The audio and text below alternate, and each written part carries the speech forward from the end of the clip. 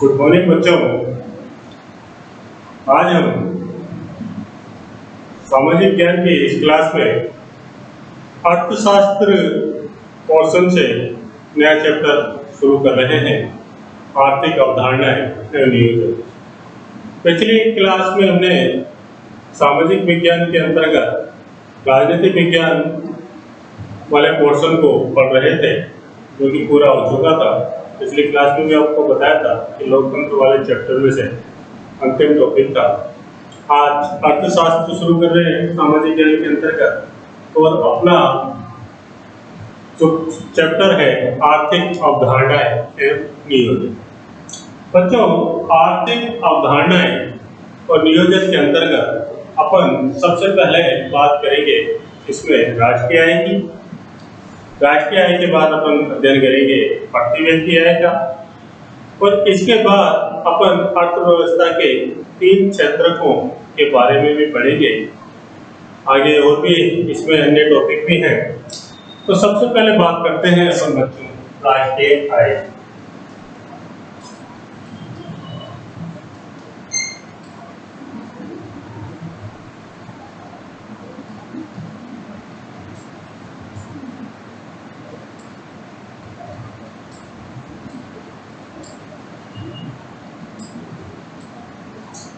आर्थिक अवधारणाएं नियोजन के अंतर्गत अपन आज सबसे पहले इस पाठ के अंतर्गत राष्ट्रीय आय के बारे में पढ़ेंगे। इसकी क्या होती है राष्ट्रीय आय, उसके बारे में पढ़ेंगे। कि किसी भी देश की अगर अपन बात करें तो राष्ट्रीय आय से उस देश की स्थिति का अंदाजा अपन लगा सकते हैं। अगर अपन डेली रूटीन में आपने एक शब्द सुना होगा आय, मतलब इनकम, कि क्या किसी व्यक्ति की कितनी इनकम है, क्या वो व्यक्ति कितना कमाता है, ऐसा शब्द अपने को अधिकतर सुनने में मिलता है। आय होती है कि किसी भी व्यक्ति या परिवार के कल्याण, आय क्या होगा, किसी भी व्यक्ति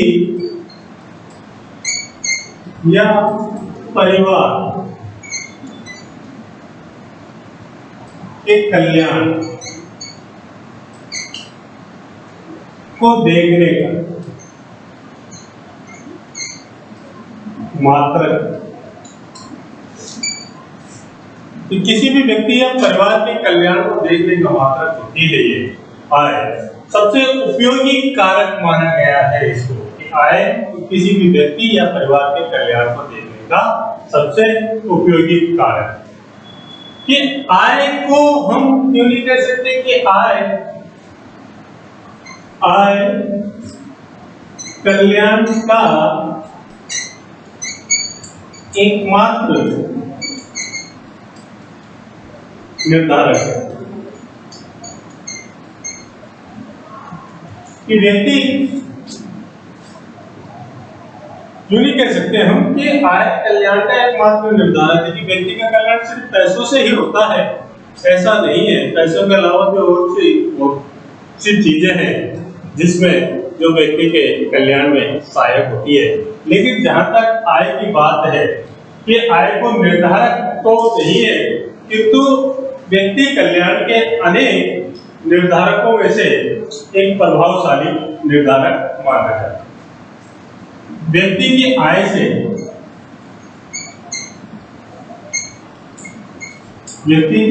से उसकी भौतिक स्थिति,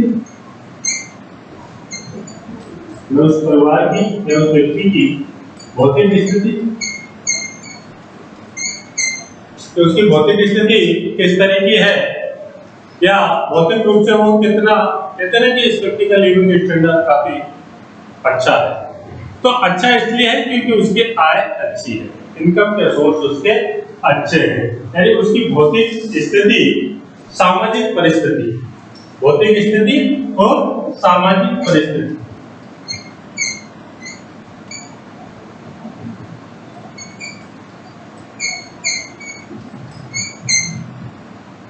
या योग परिस्थिति या प्रगति भी कह सकते हैं इसको। भौतिक स्थिति या सामाजिक प्रगति का निर्धारण अपन इस राष्ट्रीय आय के माध्यम से ही कर सकते हैं तथा उसकी आर्थिक प्रगति की आय क्या करती है? आय व्यक्ति की आर्थिक प्रगति की व्याख्या करती है। इस व्यक्ति ने कितनी आर्थिक प्रगति करी या उसकी भौतिक स्थिति कैसी है, उसका लिविंग स्टैंडर्ड कैसा है, उसका जीवन स्तर कैसा है, इन सब चीजों का निर्धारण हम इस व्यक्ति की आय देखकर कर सकते हैं। अगर उस व्यक्ति की आय अच्छी है, जाहिर सी बात है उसका जो लिविंग स्टैंडर्ड होगा वो अच्छा होगा, उसकी भौतिक जो सुख सुविधा के जो उसके पास संसाधन है वो अच्छे होंगे। क्यों होंगे? क्योंकि उसके पास पैसे का सोर्स रहता है। यहाँ पे अपन बात करें कि व्यक्ति और परिवार की आगे अपन बात करें कि जिस तरह से एक व्यक्ति की आय निर्धारित कर सकते हैं या एक परिवार की आय निर्धारित कर सकते हैं कि एक व्यक्ति अपने एक निश्चित अवधि में महीने में कितना कमाता है, उस परिवार में 2-3 जने कमाने वाले तो उस परिवार की 2-3 जनों की कुल मिला के आय कितनी होगी। उसी तरह से हम ज्ञात कर सकते हैं राष्ट्रीय आय।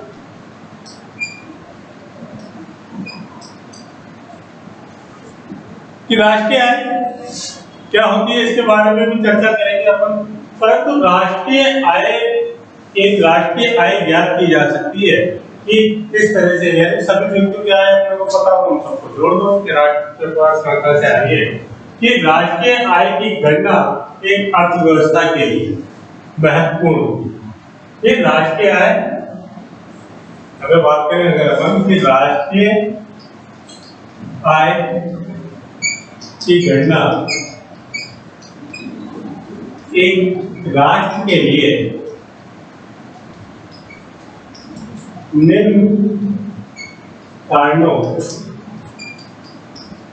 से महत्वपूर्ण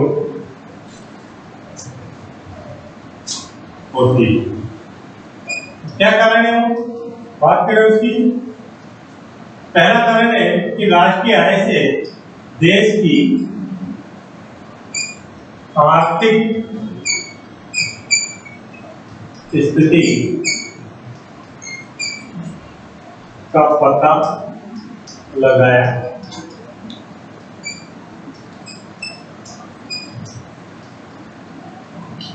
उस देश की आर्थिक स्थिति या आर्थिक प्रगति का पता लगाया जा सकता है उस देश में। दूसरा है कि राष्ट्रीय आय से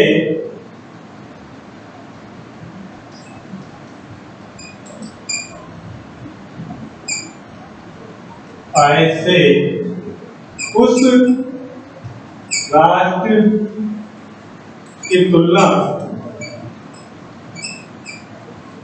अन्य देशों की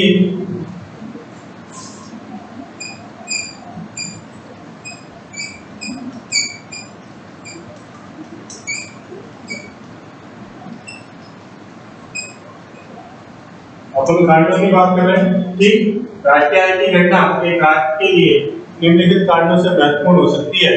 तो उसको पहला कारण था कि देश की आर्थिक स्थिति या आर्थिक प्रगति का पता लगाया जा सकता है कि उस देश की राष्ट्रीय आय से, और राष्ट्रीय आय के माध्यम से उस देश की अर्थव्यवस्था की तुलना अन्य देशों की अर्थव्यवस्था से की जा सकती है। और राष्ट्रीय आय से विभिन्न क्षेत्रों के योगदान, अभी क्षेत्र क्या होते हैं इसके बारे में भी आपको भी बताएंगे इसी क्लास में कि विभिन्न क्षेत्रों के जो योगदान होते हैं, विभिन्न क्षेत्रों से योगदान और उनके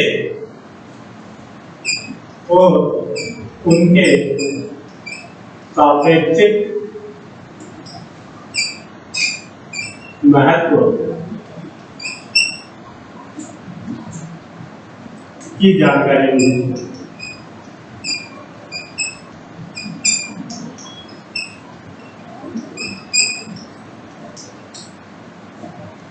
कि विभिन्न क्षेत्रों के योगदान, राष्ट्रीय आय के माध्यम से विभिन्न क्षेत्रों के योगदान और उनके सापेक्षिक महत्व, उनका क्या सापेक्षिक महत्व है, उस महत्व की जानकारी मिलती है। और एक कारण और है कि इसमें भावी राष्ट्रीय आय के माध्यम से भावी अर्थव्यवस्था की नीतियों का अनुमान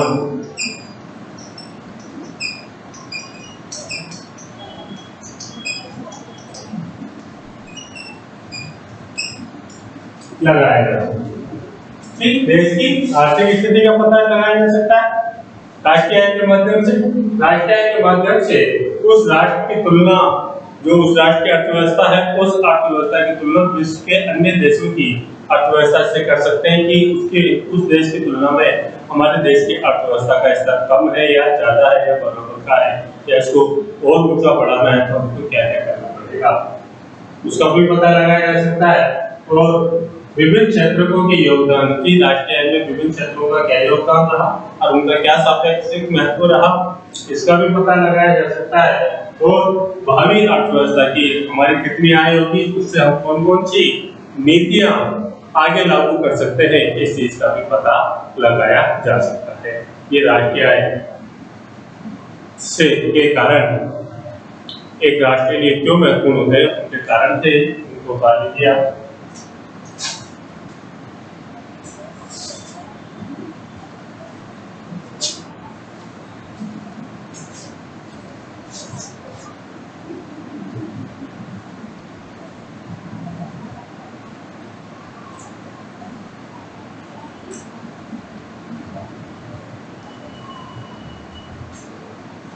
अब बात करते हैं अपन राष्ट्रीय आय कि राष्ट्रीय आय एक अर्थव्यवस्था की आर्थिक, राष्ट्रीय आय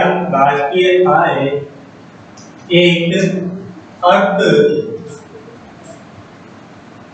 अर्थव्यवस्था, राष्ट्रीय आय एक अर्थव्यवस्था की आर्थिक निष्पादकता, अर्थव्यवस्था की आर्थिक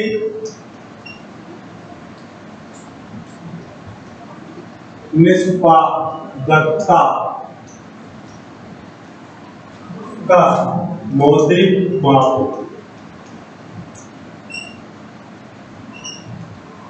कि मौद्रिक माप कि मुद्रा के रूप में कि आर्थिक, जो भी उसने आर्थिक क्रियाएं करी उस राष्ट्र के अंदर, जो भी आर्थिक क्रियाएं करी, उन आर्थिक क्रियाओं से बदले में क्या प्राप्त हुआ, मौद्रिक रूप में, करेंसी के रूप में क्या मुद्रा प्राप्त हुई, वो मौद्रिक माप है। इससे देश के उत्पादन के सभी साधनों, देश के उत्पादन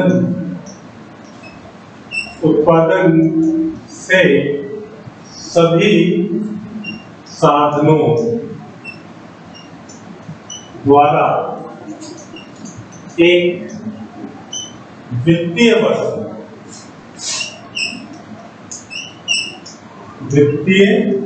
वर्ष में प्राप्त आय, ठीक है, यानी देश के उत्पादन से, यानी उत्पादन के जो भी साधन है देश में, उन सभी साधनों से एक वित्तीय वर्ष में जो प्राप्त आय है, वो प्राप्त आय क्या कहलाती है, प्राप्त आय राष्ट्रीय आय कहलाती है।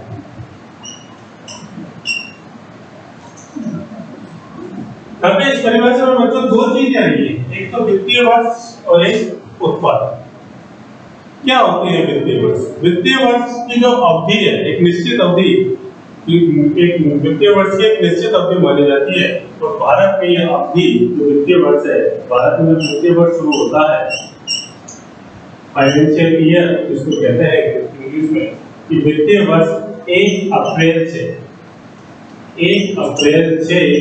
31 मार्च, 1 अप्रैल से 31 मार्च तक की जो अवधि है वो क्या कहलाती है, वित्तीय वर्ष कहलाती है। दूसरा इसमें वर्ड आया उत्पादन।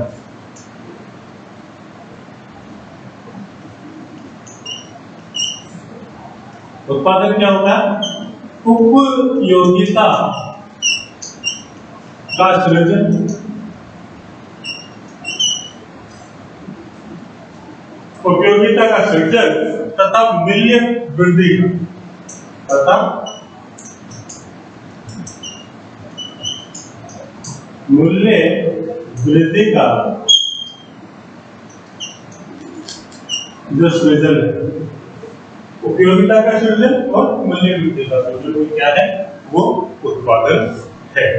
यहाँ पे राष्ट्रीय आय तो देश की अंतिम वस्तुओं और सेवाओं, यहाँ पे एक चीज हमें समझना कि अंतिम वस्तुओं और सेवाओं का मूल्य, टोटल मूल्य। राष्ट्रीय आय क्या है? उस देश की अंतिम उत्पादन की अंतिम वस्तुओं और सेवाओं का मूल्य माना जाता है।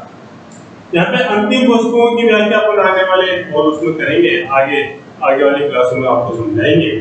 फिलहाल तो आप इतना ही समझिए कि अंतिम वस्तुओं, अंतिम मूल्य, फिर उत्पादन की जो वस्तु है उनका अंतिम मूल्य, लास्ट में उनका क्या मूल्य प्राप्त हुआ। उन सब जब उत्पादन के जितने भी साधन है, उन साधनों का जब अंतिम मूल्य अपन जोड़ लेते हैं तो वो हमारी क्या होती है? राष्ट्रीय आय मानी जाती है। राष्ट्रीय आय देश के उत्पादन के, यानी राष्ट्रीय आय देश के उत्पादन के साधनों का योग है कि जो भी उत्पादन के जितने भी साधन है, जितने भी क्षेत्रक है, उन क्षेत्रकों से जो आय हमको मिली, अंतिम वस्तुओं के मूल्य के रूप में जो आय हमको मिली, उन सबका योग राष्ट्रीय आय कहलाता है। यहाँ राष्ट्र में आर्थिक क्रिया करने वाले व्यक्तियों की आय का योग नहीं माना जाएगा राष्ट्रीय आय को, कि इस देश में जितने भी व्यक्ति हैं वो जो भी आर्थिक क्रिया करने के फलस्वरूप जो भी आय वो अर्जित कर रहे हैं, उन आय का अर्जित योग इसमें राष्ट्रीय आय को नहीं माना जाता, बल्कि उत्पादित वस्तुओं का, उत्पादन के वस्तुओं का अंतिम मूल्यों का योग, चाहे वो उत्पादन किसी भी क्षेत्र से हो रहा है, उनका अंतिम योग, उन वस्तुओं के मूल्यों का अंतिम मूल्य का योग राष्ट्रीय आय माना जाता है। आगे बात करते हैं बच्चों,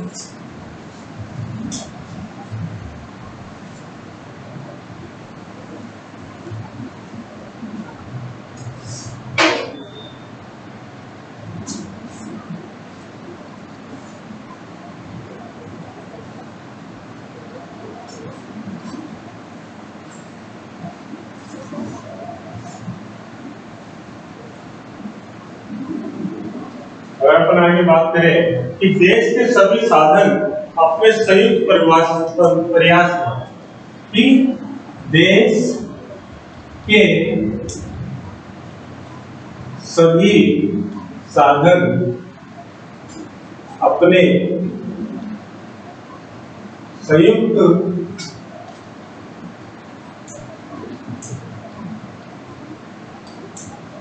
देश के सभी साधन अपने संयुक्त प्रयास द्वारा जितने मूल्य की अंतिम वस्तुएं और सेवाएं, जितने मूल्य की अंतिम वस्तुएं और सेवाएं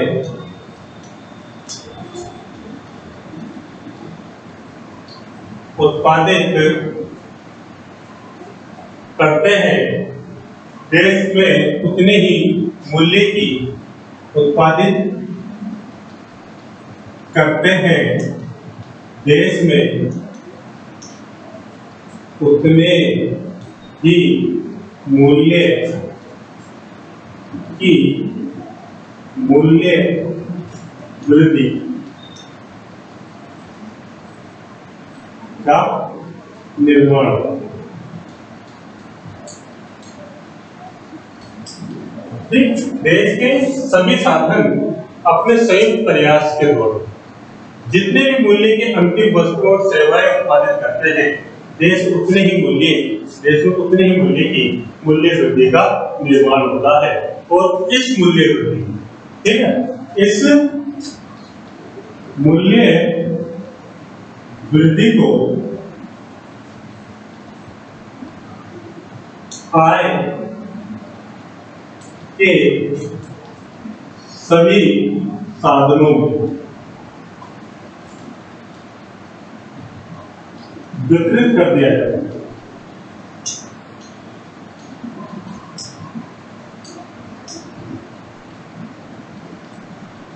यानी इस मूल्य वृद्धि को आय के सभी साधनों में वितरित, यानी उनको बांट दिया जाता है। या यूं भी कह सकते हैं कि साधनों, जो भी आय के साधन है, साधनों को उनकी सेवाओं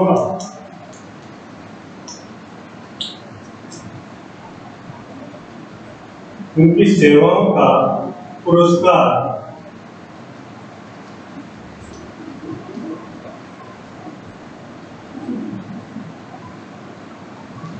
दिया गया। यानी अपने संयुक्त प्रयासों के द्वारा जितने भी मूल्य की अंतिम वस्तुएं और सेवाएं उत्पादित करते हैं, उतने ही मूल्य की मूल्य वृद्धि का निर्माण होता है।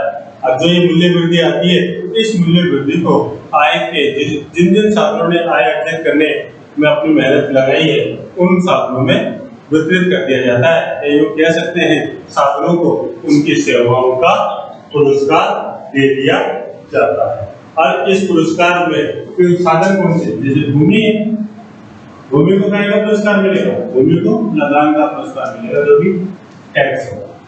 ठीक है। श्रम को, जो श्रम है, श्रम को मजदूरी का पुरस्कार मिलेगा। जो श्रम है, उस जो भी मतलब जिस भी व्यक्ति ने मेहनत करी है, तो श्रम को मजदूरी का पुरस्कार मिलेगा। और पूंजी है, पूंजी को क्या पुरस्कार मिलेगा, पूंजी को ब्याज का पुरस्कार मिलेगा। और उद्यमी है, उद्यमी को लाभ का पुरस्कार। यानी जो भी मूल्य वृद्धि हुई, उस मूल्य वृद्धि के फलस्वरूप वो मूल्य वृद्धि, जिन जिन्होंने वो मूल्य वृद्धि करी है या उत्पादन के जो भी आय के जो भी साधन है, उन्हें वितरित कर दी जाएगी पारितोषिक के रूप में पुरस्कार। और पुरस्कार, भूमि को लगाने का पुरस्कार मिलेगा, पूंजी को ब्याज का पुरस्कार मिलेगा, श्रम को मजदूरी का पुरस्कार मिलेगा, और उद्यमी को लाभ का पुरस्कार मिलेगा। यानी राज्य की आय जो भी उत्पादित होती है, वो वही साधनों में, आय के साधनों में वितरित कर दी जाती है। यानी इस प्रकार साधनों द्वारा जो भी उत्पादन किया जाता है, वही उत्पादन साधनों को आय के, यानी जो भी आय के साधन थे, उन्होंने जो भी उत्पादन किया और उससे जो भी आय हुई, वही आय को उन साधनों में दोबारा से बांट दिया जाता है। इससे क्या, ये एक चक्र सर्कल सा चलता रहता है और देश की अर्थव्यवस्था आगे। अतः उत्पादन के साधनों को आय के रूप में प्राप्त होता है एक राष्ट्र के लिए सकल राष्ट्रीय उत्पाद या सकल राष्ट्रीय आय। जब पे इन सब हो रहा है, इसको भी समझते हैं।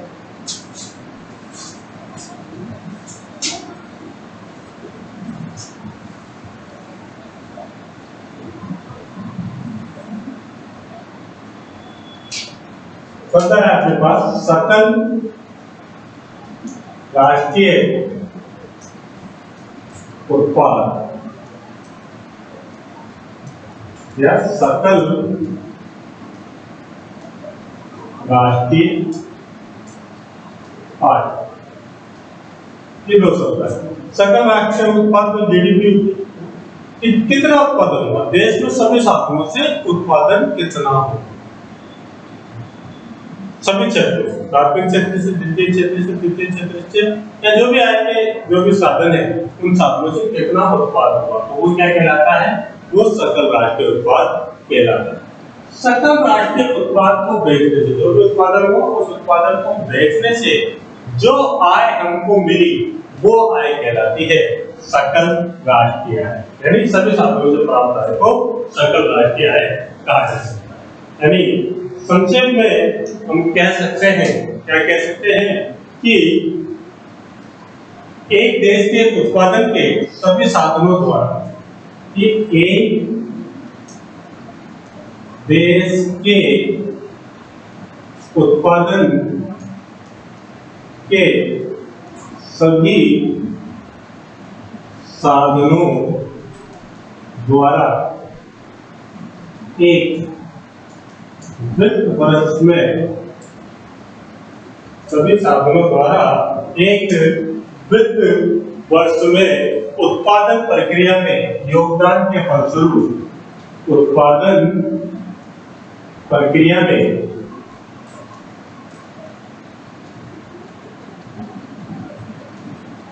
योगदान के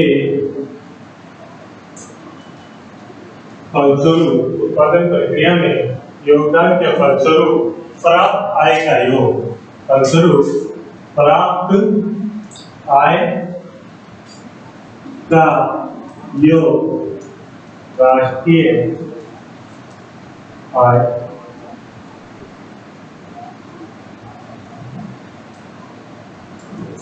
यानी उत्पादन के सकल राष्ट्रीय उत्पाद या सकल राष्ट्रीय आय कि एक देश के उत्पादन के सभी साधनों द्वारा, ठीक वही सकल राष्ट्रीय उत्पाद हो गया। इस सभी साधनों द्वारा एक वित्त वर्ष क्या होता है अभी बताया हमने आपको, 1 अप्रैल से 31 मार्च तक की अवधि में उत्पादन प्रक्रिया में योगदान के फलस्वरूप जो आय प्राप्त होती है उस आय को क्या कहते हैं? राष्ट्रीय आय कहते हैं।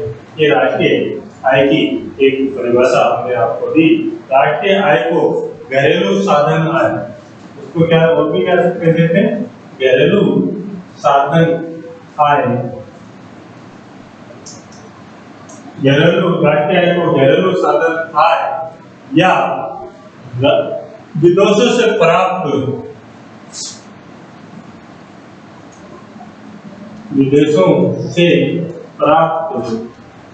शुद्ध आय हमको विदेशों से प्राप्त होती है।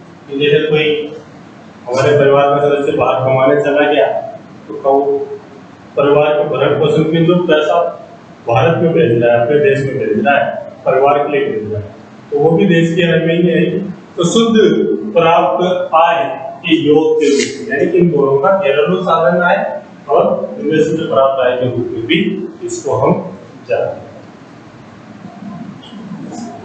आगे बात करते हैं बच्चों, राष्ट्रीय आय क्या होती है ये आपको अच्छी तरह समझ में आ गया होगा। इसी प्रक्रिया को थोड़ा और आगे बढ़ाते हैं कि राष्ट्रीय आय के कई रूप होते हैं जिसे राष्ट्रीय अवधारणाएं कहा जाता है, जो कि अपना टॉपिक भी है।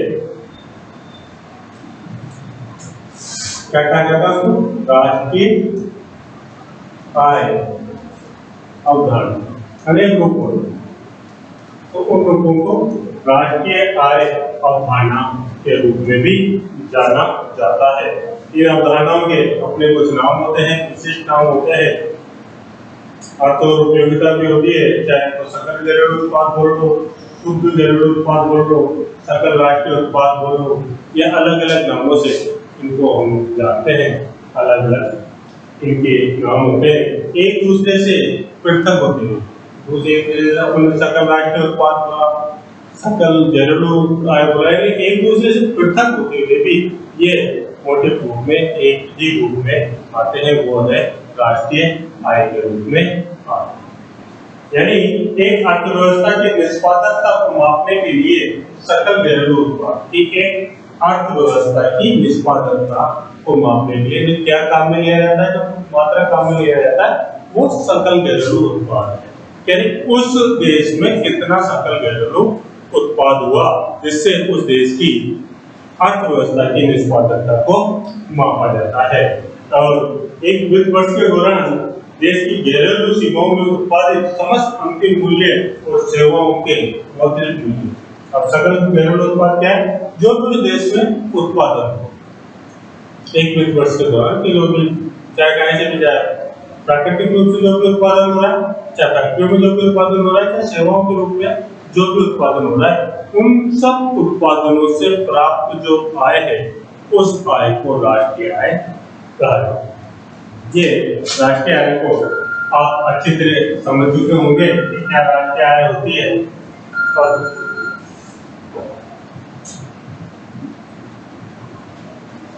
राष्ट्रीय आय के अलावा एक शब्द और आता है, वो आता है प्रतिव्यक्ति आय। इस क्लास में भी हमने अभी इस शब्द को यूज किया कि प्रतिव्यक्ति, कि राष्ट्रीय आय, हमने अभी जैसे पढ़ा कि राष्ट्रीय आय किसी देश के आर्थिक कल्याण का मापक माना जाता है। और ये जनसंख्या मापा जाता है, लेकिन माप का एक उपयुक्त वो नहीं है, मापन का एक उपयुक्त तरीका नहीं है, क्योंकि यहाँ पर राष्ट्रीय आय कितनी है, राष्ट्रीय आय कितनी बहुत अच्छी है कि अपन ने मान लिया कि राष्ट्रीय आय एक अच्छी स्थिति में है, लेकिन क्या उस राष्ट्रीय आय का वितरण प्रति व्यक्ति समान रूप से होगा?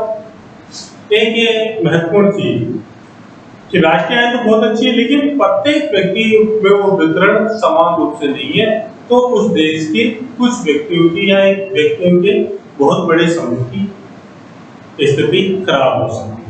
इसलिए प्रति व्यक्ति आएगा कि जनसंख्या में परिवर्तन और प्रभाव को गणना में शामिल करने के लिए प्रति व्यक्ति आय जो है अपन ने बात करी कि उसको शामिल करने के प्रति व्यक्ति आय राष्ट्रीय आय की तुलना में, कि प्रति व्यक्ति आय राष्ट्रीय आय की तुलना में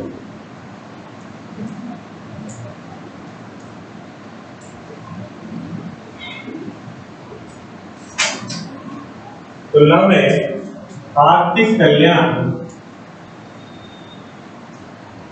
और आर्थिक विकास का एक उपयुक्त माप है। प्रति व्यक्ति है राष्ट्रीय आय की तुलना में आर्थिक विकास का एक उपयुक्त माप इसको माना जाता है। अब है कि प्रति व्यक्ति आय निकाली नहीं जाती है, तो इसके लिए एक सूत्र है, प्रति व्यक्ति आय बराबर कुल राष्ट्रीय आय घटा देश की कुल जनसंख्या।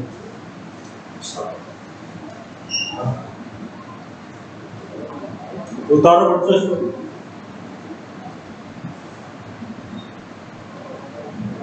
ये सूत्र है देश की प्रति व्यक्ति आय का कि कुल राष्ट्रीय आय बटा देश की कुल जनसंख्या। एक प्रति व्यक्ति आय निकालिए तो कुल राष्ट्रीय आय कितनी भी है कि जैसे एक छोटे से उदाहरण आपको बता देता हूँ। किसी देश की जनसंख्या कुल आय 10 करोड़ है और उस देश की जनसंख्या 10,000 है, तो प्रति व्यक्ति आय में इसका डिवाइड कर देंगे तो ये इतनी 10,000 रुपये प्रति व्यक्ति आय वहां पे आ जाती है। ये आय निकालने का सूत्र। आप राष्ट्रीय आय और प्रति व्यक्ति आय दोनों को अच्छी तरह से समझ चुके होंगे। अब बात करते हैं बच्चों भारत में राष्ट्रीय आय की।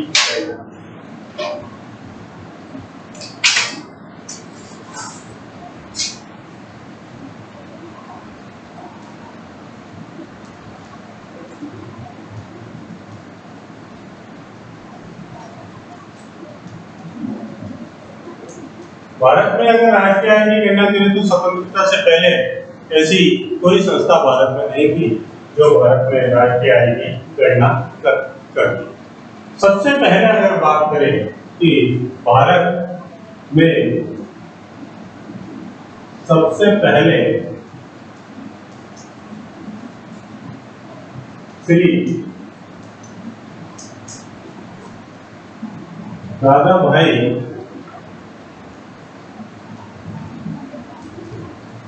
गौरजी के द्वारा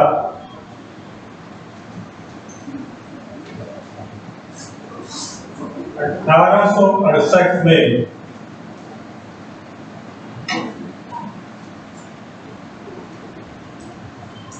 राष्ट्रीय आय की गणना का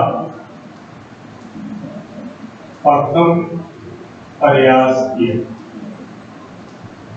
यानी सबसे पहले भारत में राष्ट्रीय आय की गणना किसके द्वारा की गई थी? तो भारत में सबसे पहले 1867 में दादा भाई नौरोजी के द्वारा ये प्रथम प्रयास किया गया था।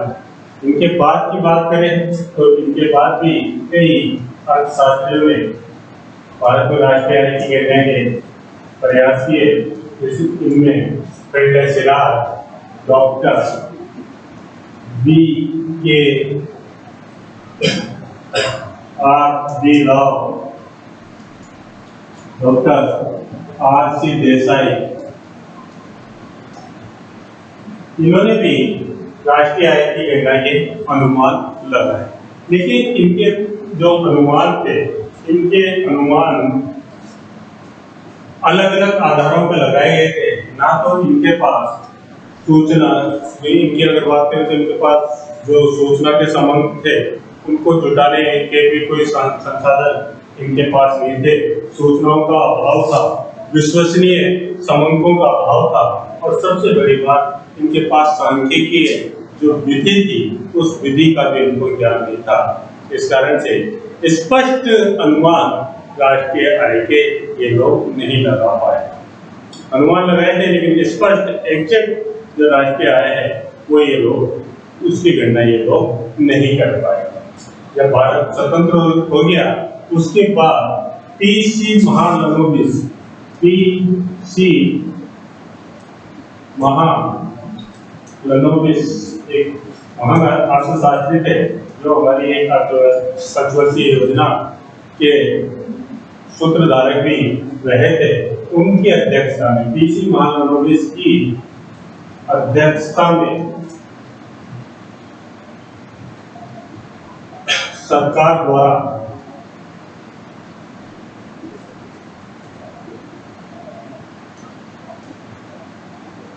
अगस्त 1949 की पीसी महालनोबिस की अध्यक्षता में सरकार द्वारा अगस्त 1949 में राष्ट्रीय आय समिति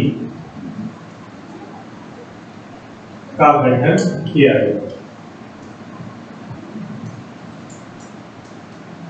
राष्ट्रीय आय समिति का गठन किया गया। इस समिति इस समिति ने अपनी प्रथम रिपोर्ट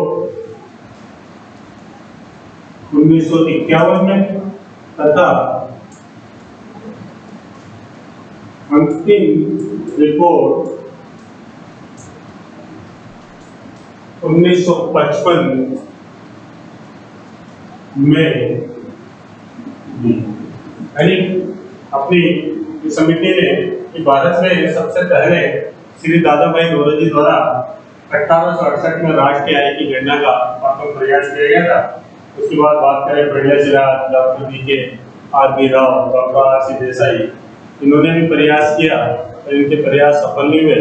फिर स्वतंत्रता प्राप्ति के पश्चात भारत में 1949 में पीसी महालनोबिस की अध्यक्षता में एक राष्ट्रीय आय समिति का गठन किया गया।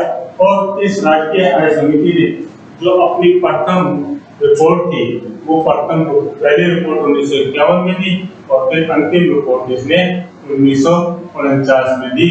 और इस समिति के द्वारा राष्ट्रीय आय की गणना का कार्य, राष्ट्रीय आय की गणना का जो कार्य वो केंद्रीय सांख्यिकी संगठन, सेंट्रल स्टैटिस्टिकल ऑर्गेनाइजेशन, यानी केंद्रीय का कार्य केंद्रीय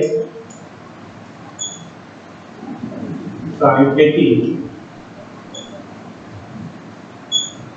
संगठन